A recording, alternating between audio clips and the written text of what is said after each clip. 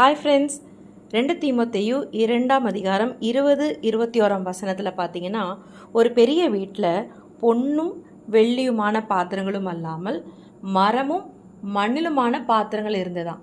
அவைகளில் சில கனத்துக்குரியவைகளும் சில கனவீனத்துக்குரியவைகளுமாய் இருக்கின்றது. ஆகையால் ஒருவன் இவைகளை விட்டு தன்னை சுத்திகரித்து கொண்டால் அவன் பரிசுத்தமாக்கப்பட்டதும் எஜமானுக்கு உபயோகமானதும் எந்த நற்கிரியைக்கு ஆயத்தமாக்கப்பட்டதுமான கனத்துக்குரிய பாத்திரமாய் இருக்கிறான் என்று எழுதியிருக்கு. ஹாய் ஃப்ரெண்ட்ஸ், வசனம் பார்த்தீங்கல்ல. ஸோ நீங்கள் பொண்ணாக இருக்கணும், வெள்ளியாக இருக்கணும்னு அவசியம் இல்லை, மண்ணாக இருக்கணும், மரமாக இருக்கணுன்ற அவசியம் இல்லை. நீங்கள் எஜமான் கையில் உபயோகப்படுற பாத்திரமாக இருக்கிறீங்களா, எல்லா நற்கிரியைக்கு ஆயத்தமாக இருக்கிறீங்கன்றதான் விஷயம்.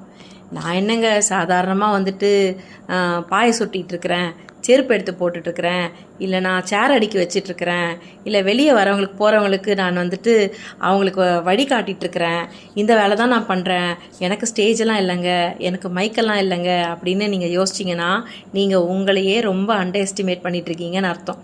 நீங்கள் எஜமான் கையில் உபயோகமான பாத்திரமாக இருந்தால் தான் போதும். அப்படிப்பட்ட பாத்திரம் தான் கனத்துக்குரிய பாத்திரம். அப்பா கையில் நீங்கள் இருக்கிறீங்க, நீங்கள் கனத்துக்குரியவர்களாக இருக்கிறீங்க. God bless you.